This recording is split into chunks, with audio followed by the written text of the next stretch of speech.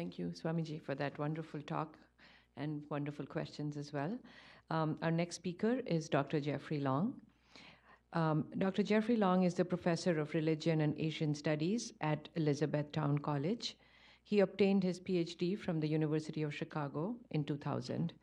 Dr. Long teaches courses on Hinduism, Buddhism, Jainism, Star Wars, and Asian philosophy, Sanskrit and comparative theology, and interfaith engagement.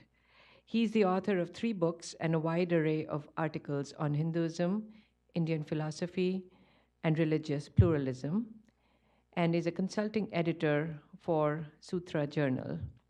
In addition to his academic and spiritual interests, he is an avid fan of science fiction and fantasy and classic rock. He also likes cats. Today he's going to talk about Vedanta through the centuries. Dr. Long.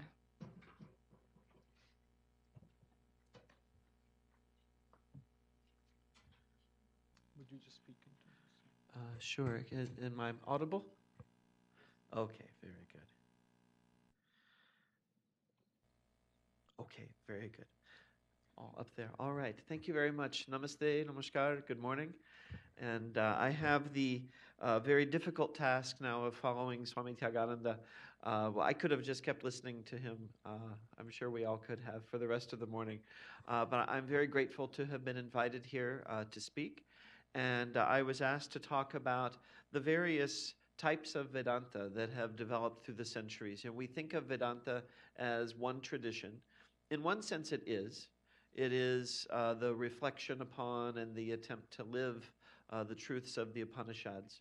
But it has also been interpreted in many different ways through the centuries. So I've been asked to give an overview of this. And so, as I sometimes say to my students, we're about to do more than 2,000 years of cultural history in about 30 minutes. So strap yourselves in, and we will take this journey through the various forms of Vedanta. So there is the original Vedanta, we could say, the Vedanta that we find reflected in the teaching of the Upanishads. As many of you probably know, the word Vedanta itself means the end of the Veda. And this has multiple levels of meaning. Vedanta is the end of the Veda in a very straightforward sense, that it is the philosophy that appears in the final portion of the Veda to be composed, the portion we call the Upanishads. So in that sense, it's the end of the Veda. But it's also the end in the sense that this Sanskrit word anta has the same range of meaning as our English word end. So end can also mean the aim, the purpose, the goal. So it's the aim or purpose of the Veda. It's the truth toward which the Veda had been leading up to that point. And then if we take yet another level of depth, Veda itself means wisdom. So it is the aim or the purpose, the goal of not simply the texts that we call the Vedas, but of all wisdom. And Swami Vivekananda, of course, said this, that all wisdom is Veda, whether we take it from science, whether we take it from a philosophy or a religious tradition, that all wisdom is Veda. So Vedanta is the aim or purpose toward which all of that wisdom leads. In a more straightforward sense, it's the philosophy of the Upanishads. When we're talking about Indian systems of philosophy, and we talk about Vedanta, we're talking about the philosophy of the Upanishads. The Upanishads themselves don't give a systematic presentation of Vedanta. They are a collection of dialogues, conversations.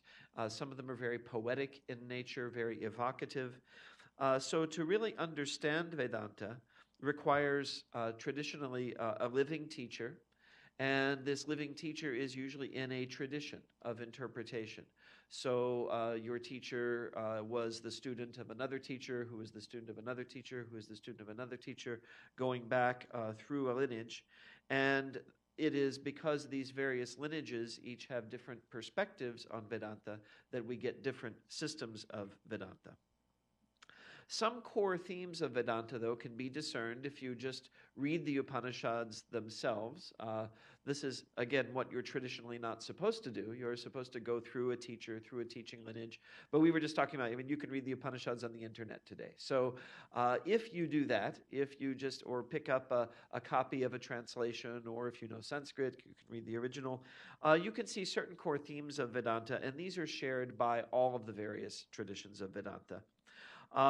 Brahman, the infinite reality, the absolute, the ground of all of our being, is really I think ultimately the one theme of Vedanta. Vedanta is all about this reality of Brahman. The identity of Brahman and Atman, or self, is something that we see repeated again and again throughout the Upanishads. You are that, tattvamasi. I am Brahman, aham brahmasmi. Brahman is all beings. Brahman is in all beings. All of this is Brahman. True happiness does not come from external objects or conditions. True freedom, rather, involves the renunciation of these. And we've talked about detachment, and Swami Tyagananda was already talking about detachment, that because of the impermanent nature of the objects and conditions in the material world, they can only give impermanent happiness at best. And sometimes they give us a lot of suffering on top of that, depending on how we relate to our experience. So again and again in the Upanishads, we are enjoined to give up all of that and seek that which is beyond conditions, beyond the impermanent external world, and that is Brahman. Grasping for happiness outside the self leads to action, which leads to rebirth. Such grasping is to be renounced, leading to freedom from rebirth, moksha, right? The ultimate freedom.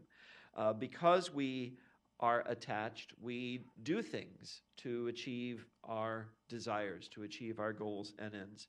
And as long as we have this attachment, we're going to experience karma. We're going to experience the results of actions. And these will drive us to be reborn again and again and again as long as we're engaged in that pursuit.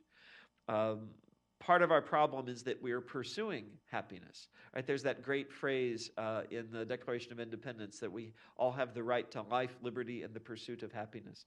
And I always ask my students, why doesn't it guarantee us the right to happiness?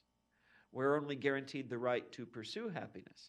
Well, if we were guaranteed the right to happiness, then if you were unhappy, you could sue the government. You could say, "Oh, I'm not happy, so give me my happiness," right? So no one can guarantee you your happiness. So we pursue happiness, but according to the Vedanta, if we stop pursuing, we may find happiness was already there, already present as our own true nature. The context of the Upanishads, how did this wisdom literature emerge? The Upanishads record dialogues between teachers and students, often inhabiting forest hermitages or ashrams, kind of like this one depicted here. Spiritual aspirants in ancient times, and many even today, would retreat to such ashrams to withdraw from worldly life and focus on knowledge and personal transformation. So this is the setting in which the Upanishads are developed and composed. Scholarship places the composition of the principal Upanishads in the first millennium before the Common Era. So we're going back about 3,000, anywhere from 3,000 to 2,000 years ago, these texts were composed. And it's possible that aspects of them are even older than that because these things were passed on orally for many, many generations. So some would even place the Upanishads even before this period. But certainly by that time, they had taken the form that they've taken today. Most were composed in northern India. The various place names that are mentioned are most of them in the either in the Ganges River Valley or maybe the northwestern region.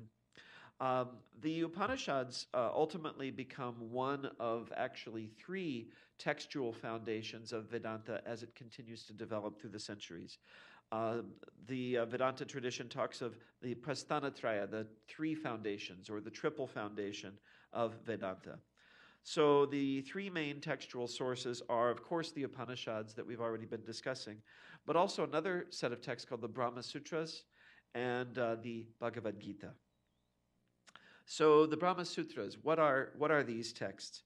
They are attributed to a sage named Badarayana, and they summarize the contents of the Upanishads. They basically take these extended dialogues and discussions of the Upanishads and compress them into very, very short Sanskrit verses. They're made up of very brief and concise verses, probably designed for the purpose of memorization. It's likely that students would have memorized these and been able to recite them by heart. And the verses themselves are very difficult to understand without the aid of a teacher or a commentary.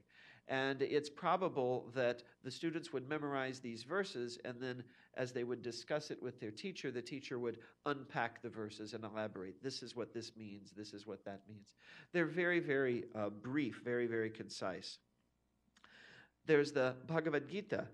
The Bhagavad Gita, often called simply the Gita, is a dialogue between Lord Krishna and the hero Arjuna. It's a small portion of the Mahabharata, which is a massive epic. It's 4 times the length of the Bible if you count the verses of the Mahabharata. It's truly a massive text. The Gita presents the principles of Vedanta in a way that's more accessible to the average person than the more abstract Upanishads and the extremely abstract Brahma Sutras. As part of the Mahabharata, it's part of the Smriti literature of the Hindu tradition. That is, this is literature that its authority is derivative from that of the Shruti, the Vedas. And as such, it's more widespread. It's accessible to average people. It's regarded, however, the Gita itself as being on par with the Shruti in terms of its authority.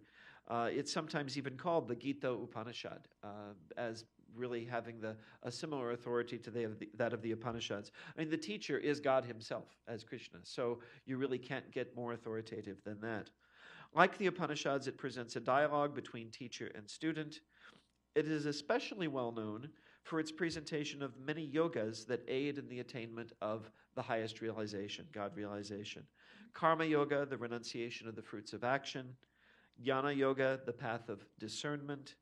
Bhakti Yoga, the path of devotion. And Dhyana or Raja Yoga, the path of meditation. Now, it was Swami Vivekananda who really first systematized these, but you can find them as threads and themes throughout the Bhagavad Gita as well. The topic of the relations of these various yogas to the attainment of the final goal is one of the main issues over which various systems of Vedanta disagree. We're going to see that some systems of Vedanta will say that Jnana Yoga is really the way. Others will say Bhakti Yoga is really the way. Those are the 2 most prominent disputants in this sort of ongoing unpacking and debating of Vedanta.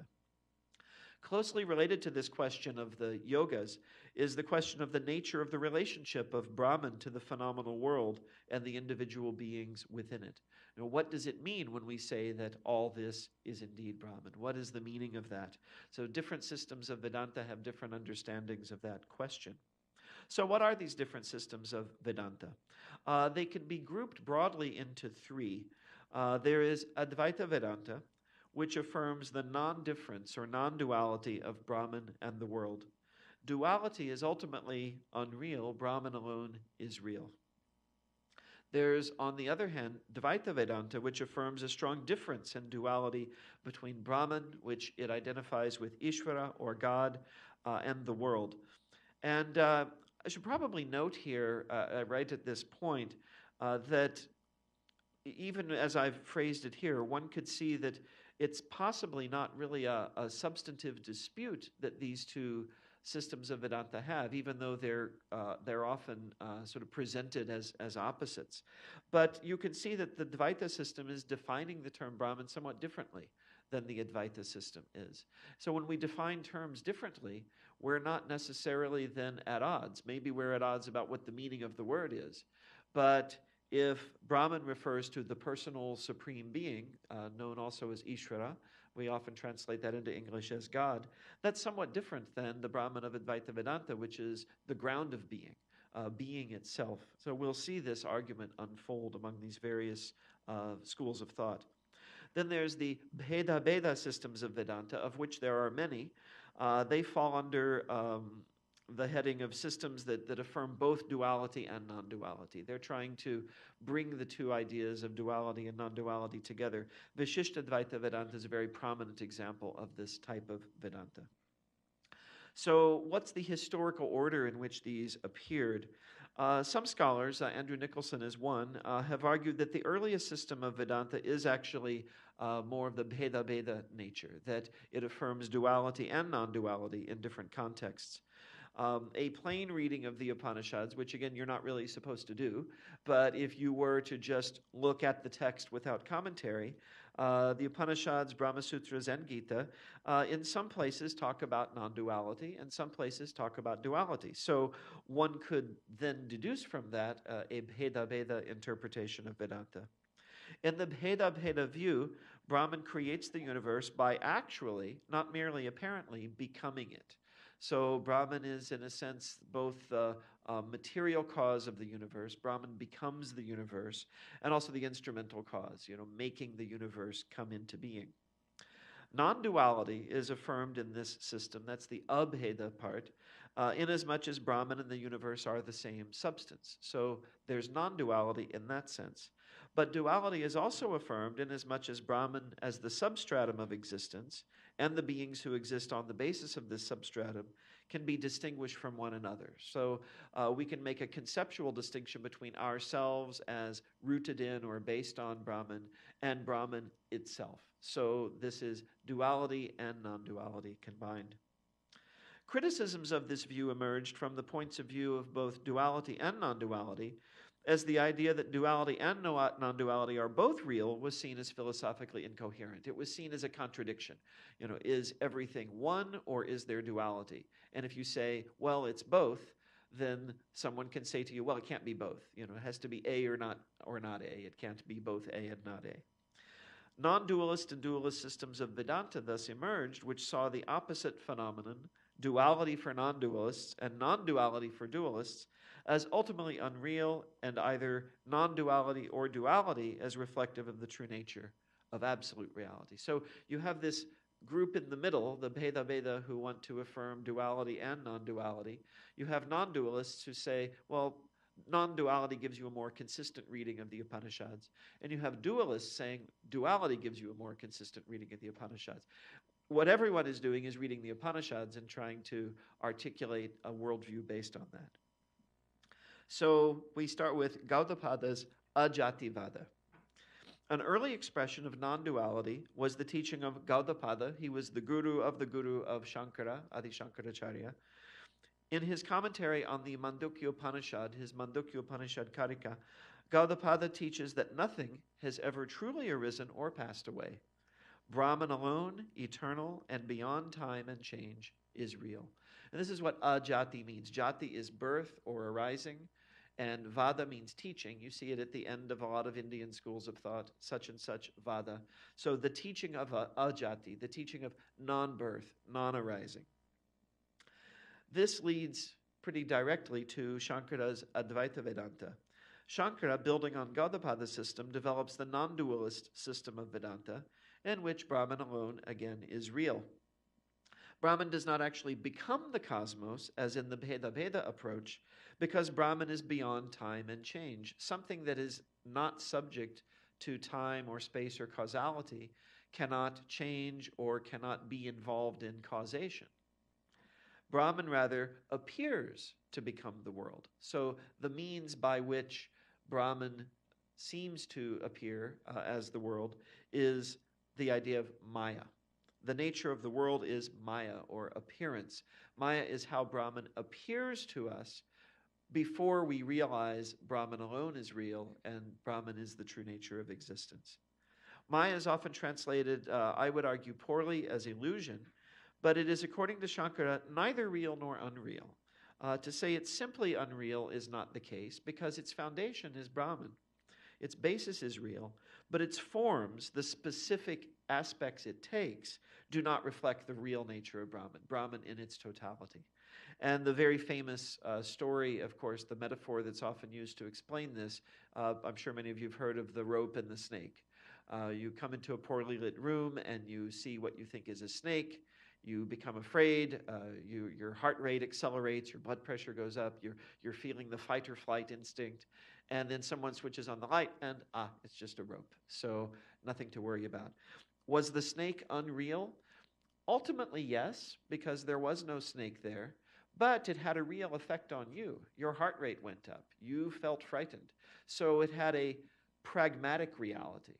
And that's what Maya has. Maya has an effective reality upon us. And of course, there are all these wonderful stories from the life of Ramakrishna. He talks about the elephant that was charging at the students, and one of the students says, "Oh, none of this is real. It's Maya," and doesn't get out of the way in time. And the teacher says, God is in everything. And the student was saying, why did this happen to me? And the teacher says, well, God was also in the man telling you to get out of the way of the elephant. So the pragmatic reality of Maya does not go away, even though we know that doesn't reflect the ultimate nature of reality. For Shankara, moksha, liberation, arises from knowledge, from jnana, of the truth that Brahman alone is real. The self is Brahman, all is Brahman. And hearing these words of the Upanishads plays a very significant role for Shankara. This hearing of the Upanishads, then reflecting upon their meaning, and then making that the reality of one's life. The various yogas, according to Shankara, in his commentary on the Bhagavad Gita, the Karma Yoga, Bhakti Yoga, and the path of meditation, all serve to purify the mind and prepare it for the saving realization of knowledge. Then there is Ramanuja's Vishishtadvaita Vedanta. Ramanuja, a devotee of Lord Vishnu, lived a couple of centuries after Shankara, held that Shankara's Advaita Vedanta did not give sufficient importance to bhakti or to the reality of the personal God. And in Shankara's system, the personal God is part of this realm of Maya. The personal God is how Brahman appears to us in this world as a personal being with qualities, all good qualities, all positive qualities, but a being who participates in time and space and history, comes to earth in the form of avatars, and so on. Of course, none of that can apply to Brahman in its reality, because Brahman is beyond time and space and causation. So, from the perspective of Vishishtadvaita, the idea of Maya seems to relegate the personal God to a kind of second-class status compared to the Brahman beyond time and space. So according to Ramanuja, bhakti is not merely a preparation for moksha, but constitutes liberation. When you really have bhakti, your being and the being of God are in a state of mutual co-participation, and that is what saves us. That's what lifts us out of the ocean of rebirth, according to Ramanuja's tradition. Bhakti, a relationship, requires two distinct entities to be related, the divine and the devotee. His system of non-duality with difference, it's sometimes translated as qualified non-dualism, but I like non-duality with difference.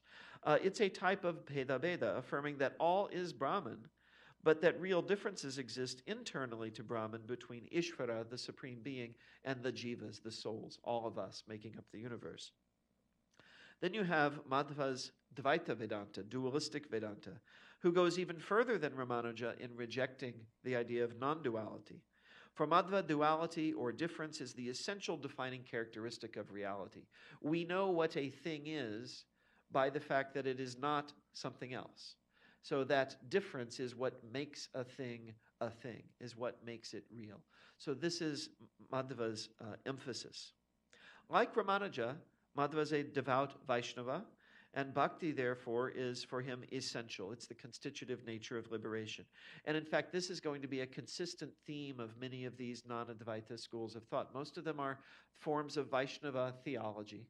And what they are really trying to articulate is why bhakti is so important and why bhakti should be maintained. And so their difference with Advaita Vedanta, again, we can differ on whether it's a substantive difference or a difference of emphasis, but there's a perception that Advaita Vedanta is downplaying the personal God and therefore downplaying bhakti. And for them, bhakti is everything.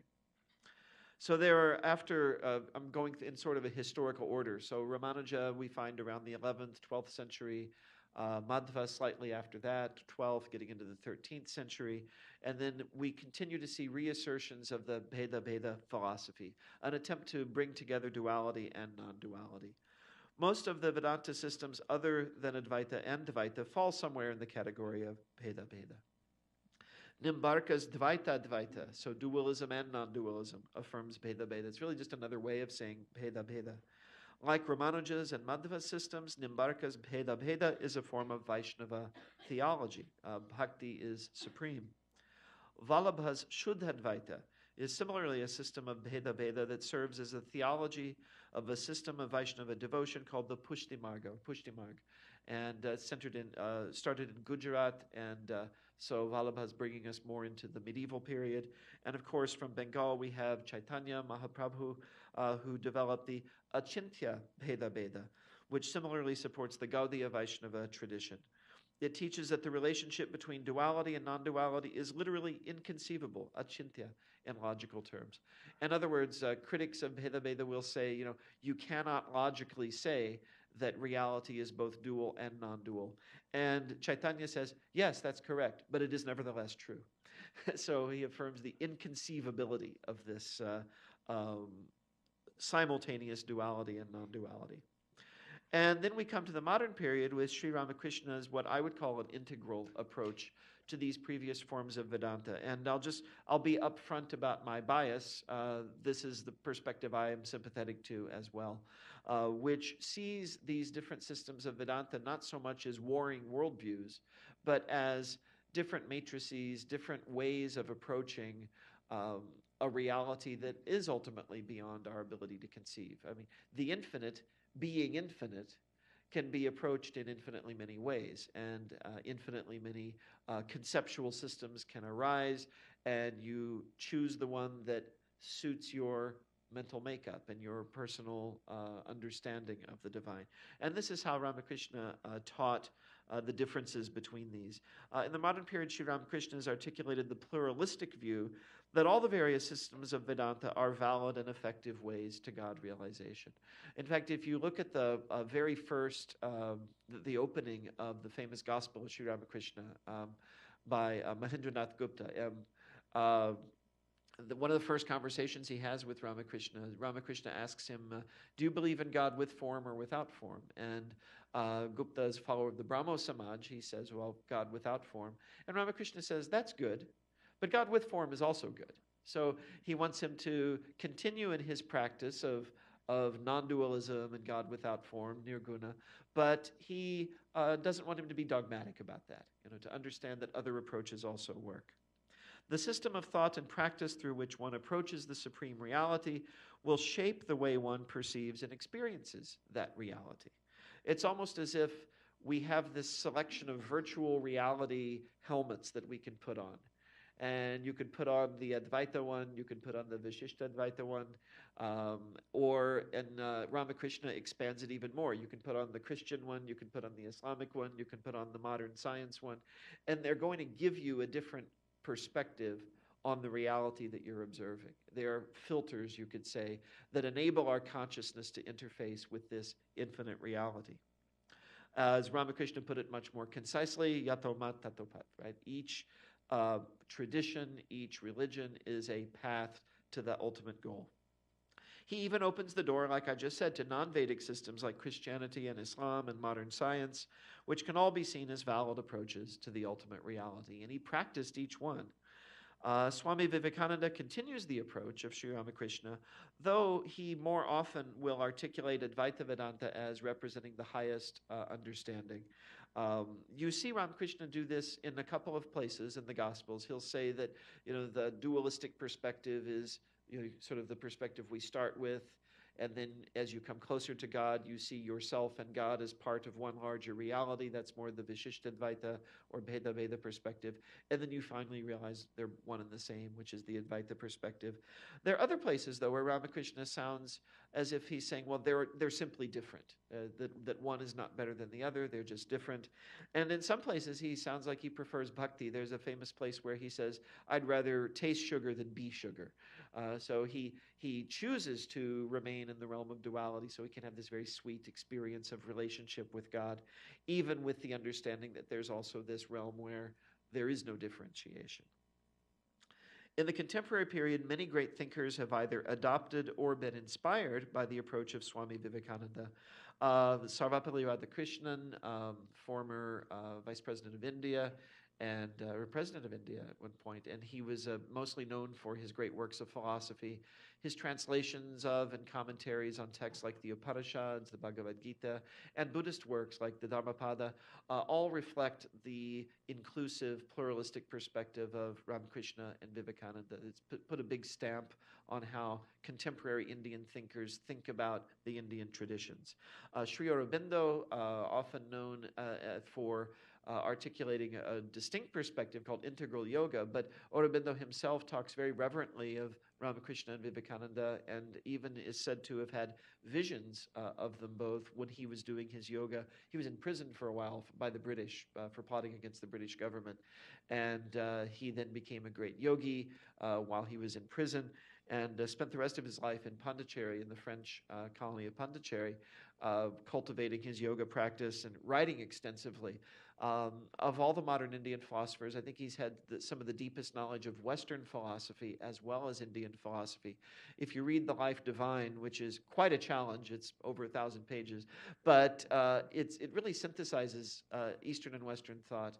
And that kind of synthesis is based on this understanding that you see in the Ramakrishna tradition, that you can view the world from, you could say, almost outside in, a materialist perspective, sort of more like Western philosophy has taken, or from the inside out, from the perspective of absolute spirit, of Brahman, and there is a convergence of the two.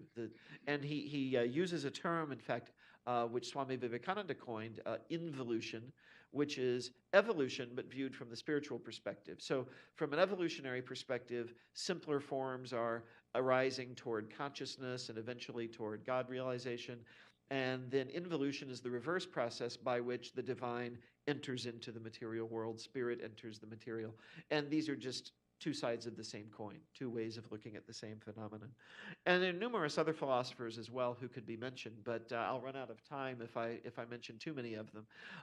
But if you read a lot of contemporary Indian philosophy, it's been quite heavily shaped by the imprint of Swami Vivekananda and Ramakrishna via Swami Vivekananda, that these traditions are, there are still, traditionalists who adhere to what we might call classical Advaita Vedanta, Vishishtadvaita, Advaita. They debate one another on various topics. But one also sees this view that, well, these are different perspectives on the same reality. And there's a convergence in one sense, because they're really all aimed at realization. They're all aimed at liberation. They're all aimed at living out the same ultimate goal. And you'll find that if you follow, and as Swami Tyagananda was saying, the basic moral virtues, the grounding in practice of any of these traditions, someone who is a very devout and sincere practitioner of any of them is going to be exhibiting many of the same characteristics in their personality. So the kind of serenity and peace of mind and wisdom and compassion that you see exhibited in someone who has mastered Advaita Vedanta, you'll also find in someone who's a great bhakta, a great devotee of the personal God. So this is really, I mean, at least from my perspective, where these traditions tend to converge. I have left some time for questions, so if anyone has any. This is kind of, I used a PowerPoint today because it's fairly technical material, and we're talking about a lot of different figures through history, so I thought it might help you to visualize that. But that'll be the end of my formal remarks, so thank you. That was a very nice talk. Yeah, now I know why you needed the PowerPoint. Yeah. Nice visuals. 2,000 years of traditions. Questions for Professor Long?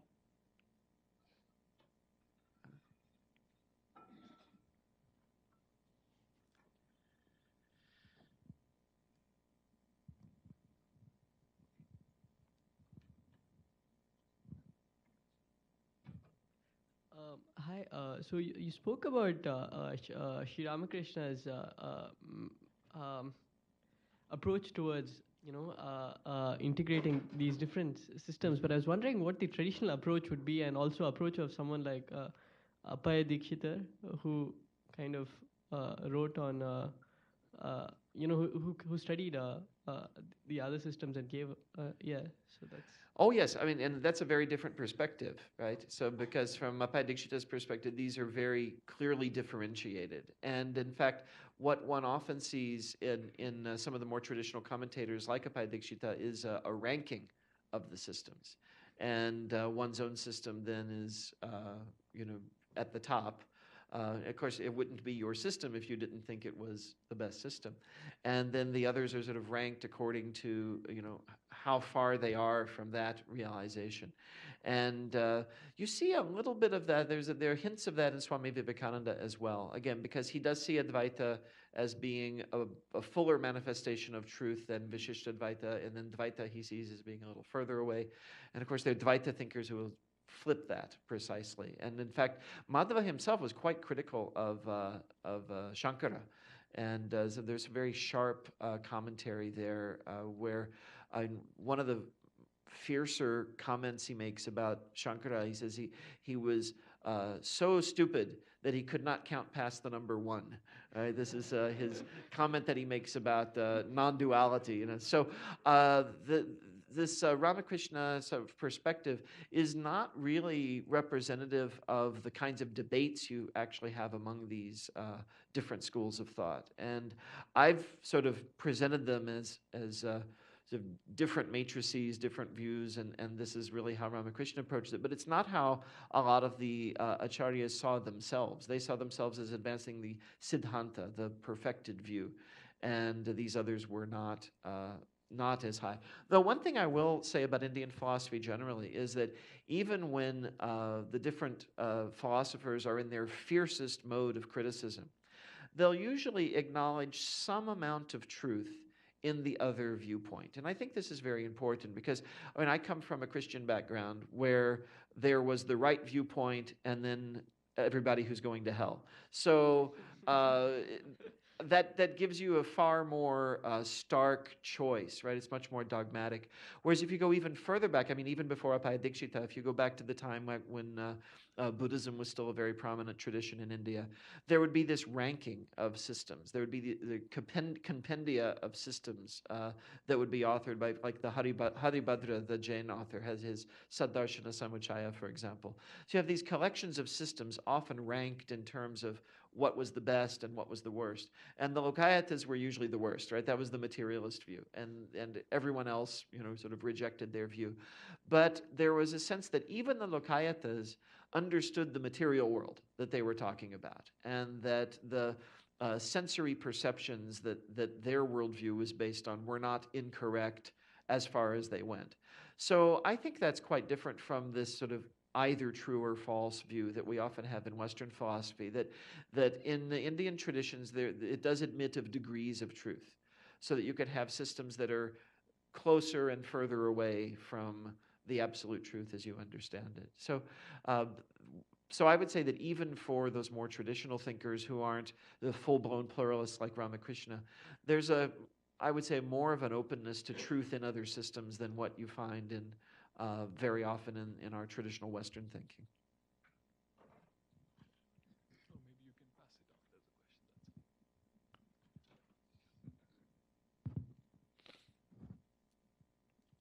question. See, Ramakrishna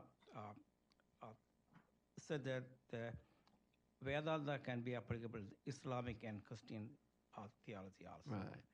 See, in the Islamic Christian theology, the divine is always different from the human. Right. It's more like Dvaita. Right. Okay. Even more than that. Mm-hmm. See, in Advaita philosophy, your moksha means end of your rebirth. Right. And you're joining with Brahman. Right. Okay. Whereas the Abrahamic faiths, Islam, Christianity, you can never become part of divine. Right. You still will be there, but divine will be different. Mm-hmm. How does he reconcile this? Now, I don't know if Ramakrishna himself ever reconciles that. I don't think he addresses that. I think that the way I read, at least, that now Swami Tyagananda, Swami Chidbhavananda know far more about this than I do, but on my reading of the life of Ramakrishna, he essentially took God as understood in Christianity and God as understood in Islam as sort of an Ishta Devata, much in the way he did when he practiced his Shaiva practices and his Shakta practices and his Vaishnava practices. So to say that he became a Christian in a traditional sense or became a Muslim in a traditional sense, I'm not sure how accurate that would be. But those of us who've inherited his tradition, I think one way I would want to respond to the fact that you just pointed out is that you do find currents within Islam and Christianity. You find individual mystics, individual saints and thinkers who did have this experience of unity with the divine. Now, they were often persecuted by the mainstream of the tradition, but those voices are present in those traditions. And I would, in terms of interfaith dialogue and interfaith understanding, I would want to affirm and sort of support those strands of those traditions that are open to that kind of experience, because it shows that experience is universal. It's possible for any human being. There are strands of tradition that want to shut that out and cut that off. I think often for political reasons too, because it undercuts church authority if each of us has our own individual connection to the divine. But there are movements in Christianity, like the Quakers, for example, where or in the Unitarian tradition, there's that direct kind of link. So I think we often see strands of non-duality in those traditions that are often struggling to make themselves present and heard. And as fellow non-dualists, we should support that. I think also that, like I was saying, you have what the mainstream of the tradition often does, and then you have, these sort of maybe more outlying experiences. But the fact that those experiences exist, I think, is important too.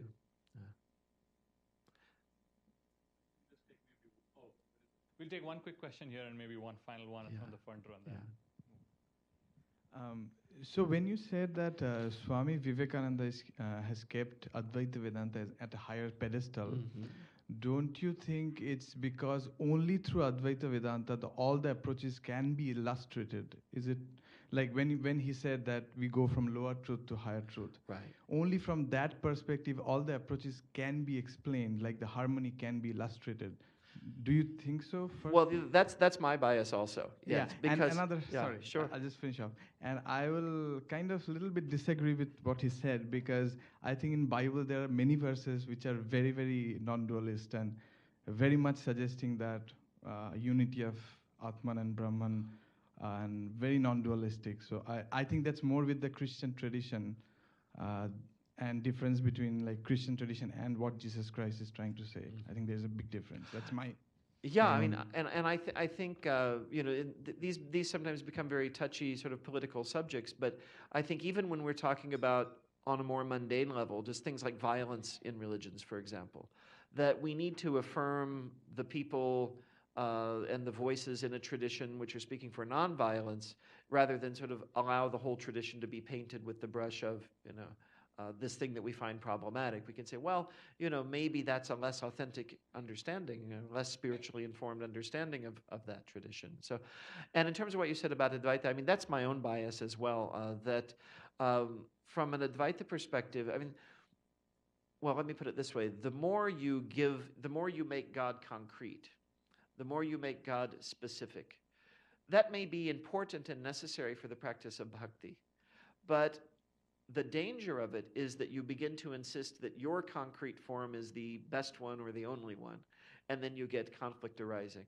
And when we're talking about, well, we're saying it's infinite, it's non-dual, that creates a ground for, like you said, this sort of harmony where we can say, well, this manifestation's good, this manifestation's good, this these are all good manifestations of different facets of that infinite reality. So I think it does create that. It also, there's this idea of absolute and relative truth, which I think is very helpful in Advaita Vedanta, because you can look at, and this is what, in fact, Advaita Vedantins have done through the centuries. You can look at alternative accounts of reality, like the realism of Nyaya and Vaisheshika, for example, or the dualism of Sankhya and Yoga, and say, well, that's true on the relative level. That describes a certain aspect of reality, that reality is like that to some extent, but that's not the absolute reality. So it enables, Advaita allows you to sort of cast this big tent that allows you to incorporate a lot of different traditions and insights.